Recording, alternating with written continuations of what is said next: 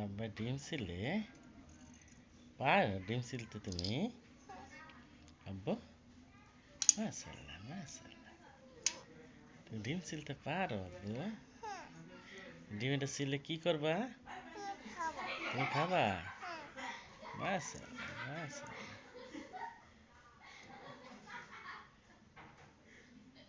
তুমি ছিলে খাবা কেন আব্বু তোমার আম্মু ছিলে দেখ না বাবা ছিলে দি ডিম ছিলতে ভালোবাসি।